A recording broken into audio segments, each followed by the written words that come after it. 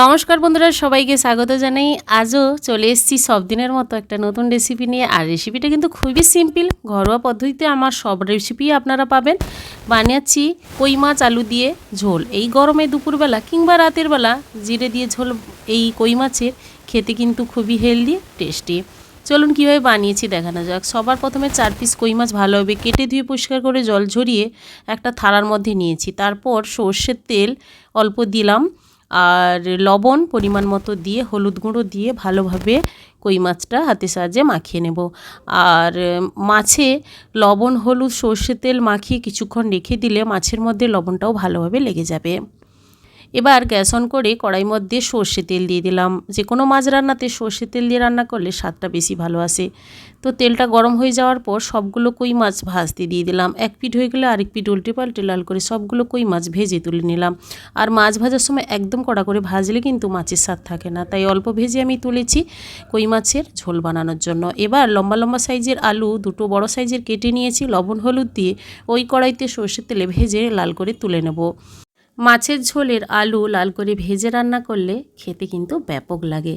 আলুগুলো ভেজে তুলে নিয়েছি। এবার ওই কড়াইতে সরষের তেল 2 টেবিল স্পুন অ্যাড করলাম, দিয়ে একটা তেজপাতা ফাটিয়ে দিলাম, সামান্য 5 ফোড়ন আর কোচানো পেঁয়াজ দিয়ে অল্প লবণ দিয়ে কিছুক্ষণ টাইম দিয়ে পেঁয়াজটা লাল করে ভেজে নেব।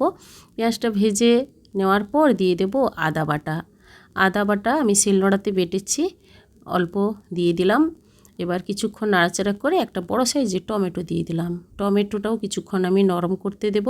তারপর দিয়ে দেব লঙ্কা বাটা। আপনারা এখানে কাঁচা লঙ্কা বাটা দিতে পারেন। আমি শিলনোড়াতে লঙ্কা বাটা আর হলুদ গুঁড়ো দিয়ে নাড়াচাড়া করে তারপর দিয়ে দেব ভেজে রাখা আলু। আলু দিয়ে তারপর আমি পরিমাণ মতো লবণ দেব, দিয়ে মশলার সঙ্গে আরও মিনিট 2 টাইম দিয়ে ভালোভাবে কষিয়ে নেব। এভাবে মাছের ঝোল রান্না করলে দারুণ টেস্ট হয় বন্ধুরা। যেহেতু কই মাছের ঝোল বানাচ্ছি, আপনারা যে কোনো মাছের ঝোল এভাবে রান্না করবেন, খুব ভালো লাগবে খেতে। আলুর সঙ্গে মশলাটা ভালোভাবে কষিয়ে নিয়েছি, এবার জল দিয়ে দেব। ঝোলের গ্রেভি আপনারা যে যেমন খেতে ভালোবাসেন সেভাবে অনুপাতে জল দেবেন।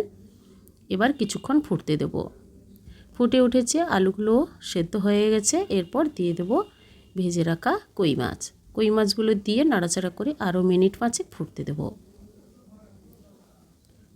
আলুগুলো দেখুন সেদ্ধ হয়ে গেছে আর ভালোভাবে ফুটেও গেছে। এরপর দিয়ে দেব জিরে বাটা। জিরে বাটা দিয়ে নাড়াচাড়া করে আরও মিনিট 2 ফুটিয়ে নেব। ফুটিয়ে তারপর গ্যাস অফ করে সার্ভ করে নেব গরম ভাতের সঙ্গে। বন্ধুরা, এইভাবে কই মাছ আলু দিয়ে সিম্পল পাতলা ঝোল বাড়িতে একবার বানিয়ে ট্রাই করে দেখুন, গরম ভাতের সঙ্গে খান, অসাধারণ লাগবে। আজকের এই রেসিপি আপনাদের কেমন লেগেছে বন্ধুরা, কমেন্ট করে অবশ্যই জানাবেন, লাইক করবেন। আজই পর্যন্ত আবার হাজির হব যে কোনো সময় নতুন কোনো রেসিপি নিয়ে। সবাই ভালো থাকুন, সুস্থ থাকুন, ধন্যবাদ।